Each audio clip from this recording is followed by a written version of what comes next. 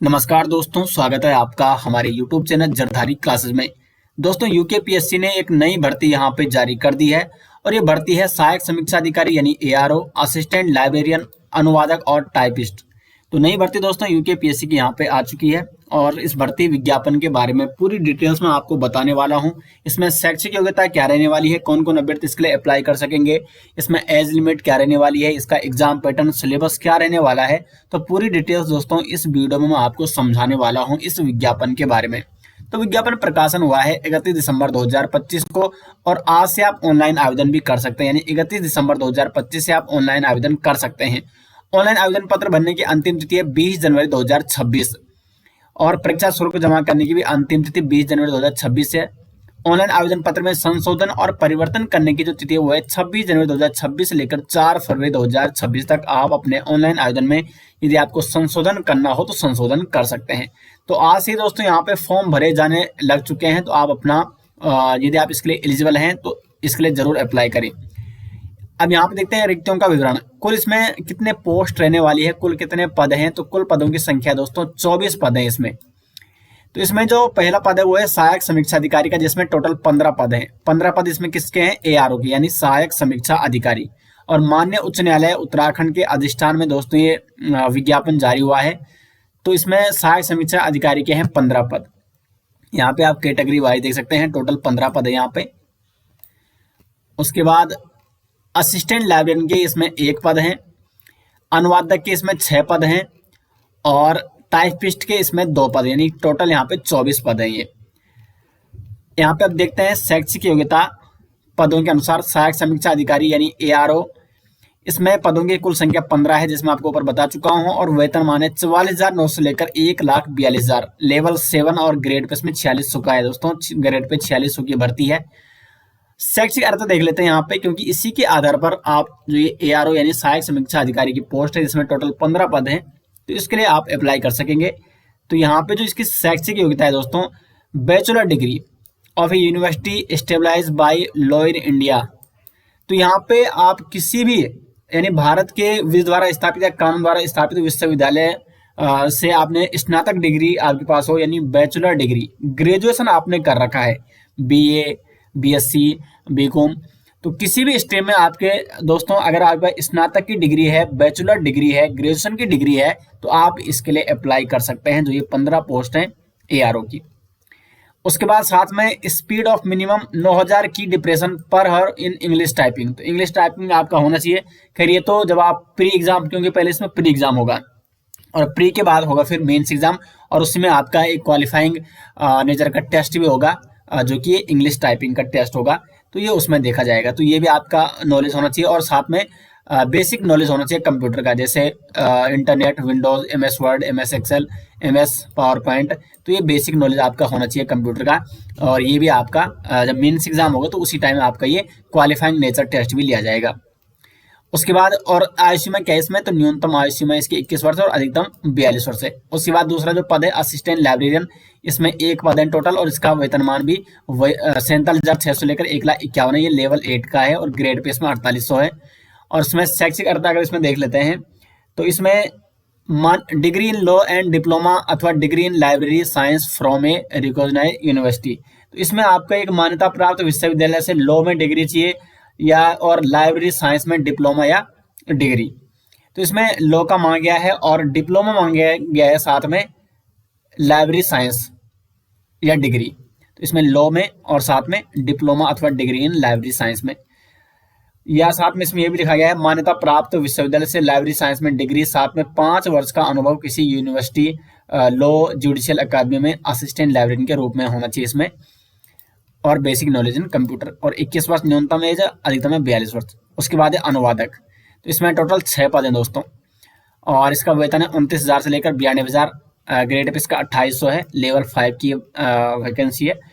और इसमें जो योग्यता मांगा गया है, bachelor degree from a recognised university having Hindi अथवा इंग्लिश एज ए सब्जेक्ट, यानी इसमें मान्यता प्राप्त विश्वविद्यालय से हिंदी या अंग्रेजी के विषय के रूप में स्नातक की डिग्री आपके पास होनी चाहिए। और साथ में must have Hindi and English subject in intermediate. Intermediate में आपका हिंदी और इंग्लिश कंपलसरी होना जरूरी है और साथ में बैचलर डिग्री जो होनी चाहिए वो किसी मान्यता प्राप्त विश्वविद्यालय से हिंदी या अंग्रेजी के विषय के साथ होनी चाहिए। ठीक है, बाकी इसमें ये क्वालिफिकेशन दे रखी कुछ और ये वांछनीय वो है। ठीक है, डिग्री इन लॉ तो ये दे रखा है इसमें, और न्यूनतम इसमें 21 वर्ष और अधिकतम इसमें भी 42 वर्ष है। उसके बाद है टाइपिस्ट, इसमें टोटल 2 पद हैं और ये भी लेवल 5 की वैकेंसी है 2800 ग्रेड पे के साथ। और इसमें जो शैक्षिक अर्हता दे रखी है तो इसमें भारत में विद द्वारा स्थापित bachelor degree of university stabilise by law in India अथवा qualification recognised by the state government as a, तो यहाँ पे भारत में कम स्थापित विश्वविद्यालय से एक तो स्नातक डिग्री होनी चाहिए राज्य सरकार या भारत सरकार द्वारा मान्यता प्राप्त, तो एक तो इसमें स्नातक डिग्री होनी चाहिए इसमें भी। साथ में अंग्रेजी टाइपिंग का अच्छा ज्ञान होना चाहिए जिसमें न्यूनतम 30 वर्ड पर minute on the computer, 30 minute प्रति मिनट की गति होनी चाहिए, और कंप्यूटर संचालन का पर्याप्त ज्ञान भी यहाँ पे होना चाहिए, और हिंदी और अंग्रेजी का ज्ञान भी होना चाहिए। तो जो टाइपिस्ट है इसमें भी 2 पद है और इसमें भी केवल क्या मांगा गया है, बैचलर डिग्री मांगी गई है किसी भी स्ट्रीम से, और साथ में हिंदी अंग्रेजी का अच्छा ज्ञान होना चाहिए और कंप्यूटर का भी ज्ञान होना चाहिए। और आयु सीमा इसमें भी 21 से 42 वर्ष है। आयु गणना की जो निश्चय तिथि है दोस्तों तो 1 जुलाई 2025 को है, न्यूनतम होनी चाहिए 1 जुलाई 2025 को 21 वर्ष और अधिकतम होनी चाहिए 42 वर्ष। और अधिकतम आयु सीमा में जो छूट मिलती है जैसे SC ST और OBC कैटेगरी को 5 वर्ष की छूट दी जाती है, उसी प्रकार जो स्वतंत्रता संग्राम सेनानी के आश्रित अभ्यर्थी हैं उनको 5 वर्ष की छूट अनुमति की जाती है अधिकतम आयु सीमा में, ठीक है, न्यूनतम में नहीं। और उत्तराखंड के दिव्यांगजन अभ्यर्थियों को अधिकतम आयु सीमा में 10 वर्ष की छूट अनुमति की जाती है। तो ये यहाँ पे आयु सीमा में छूट की बात की गई है। उसके बाद दोस्तों आगे बढ़ते हैं, अभी हम यहाँ पे इसके एग्जाम पैटर्न सिलेबस के बारे में, शुल्क आपको कितना देना होगा, और ऑनलाइन फॉर्म दोस्तों आज से यहाँ पे भरे जाने लग गए हैं। तो शुल्क यहाँ पे आप देख सकते हैं, जो अनारक्षित अभ्यर्थी हैं यानी जनरल अभ्यर्थी हैं 166 रुपये, OBC 166, SC ST 76 रुपये, EWS अभ्यर्थियों को 166, दिव्यांग अभ्यर्थियों को 16, और जो अनाथ अभ्यर्थी हैं उन्हें कोई भी शुल्क यहाँ पे नहीं देना पड़ेगा। राजकीय गृहों में निवासरत अनाथ अभ्यर्थी। उसके बाद दोस्तों यहाँ पे अब सिलेबस के बारे में और एग्जाम पैटर्न को समझ लेते हैं। तो ये यहाँ पे परीक्षा योजना यानी एग्जाम पैटर्न और पाठ्यक्रम यानी सिलेबस। तो प्रारंभिक परीक्षा का पाठ्यक्रम, क्योंकि इसमें 2 एग्जाम होंगे दोस्तों, प्री एग्जाम और मेंस एग्जाम। तो जो प्री एग्जाम का पाठ्यक्रम है सभी पदों के लिए, जितने भी इसमें टोटल पद हैं तो सभी पदों के लिए पहले प्री एग्जाम एक ही होगा और फिर मेंस एग्जाम अलग अलग होंगे।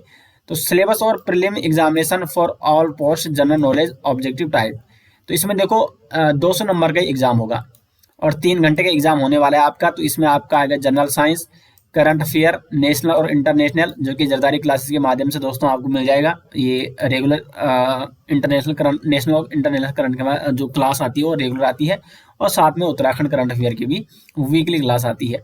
उसके बाद इंडियन हिस्ट्री और वर्ल्ड हिस्ट्री, इंडियन ज्योग्राफी और वर्ल्ड ज्योग्राफी, लीगल ग्लोसरी यानी कानूनी शब्दकोश, और लीगल हिस्ट्री यानी कानूनी हिस्ट्री से संबंधित क्वेश्चन भी आएंगे इसमें।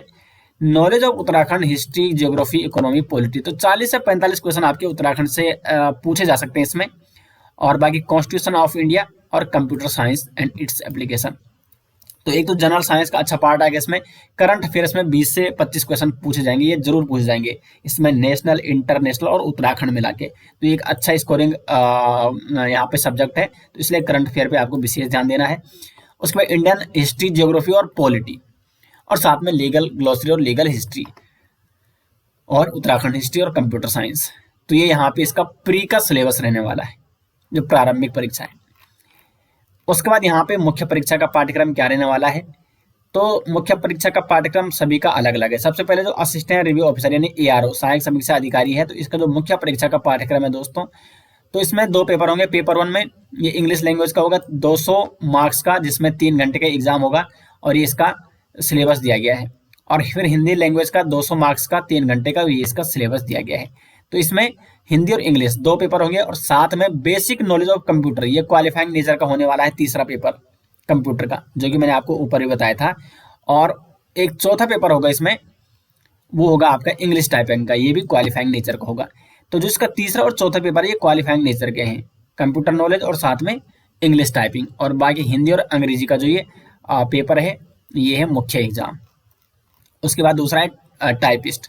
तो टाइपिस्ट में भी पहला इंग्लिश का है और दूसरा हिंदी का है और तीसरा कंप्यूटर का है, प्रैक्टिकल और क्वालिफाइंग नेचर का है ये भी।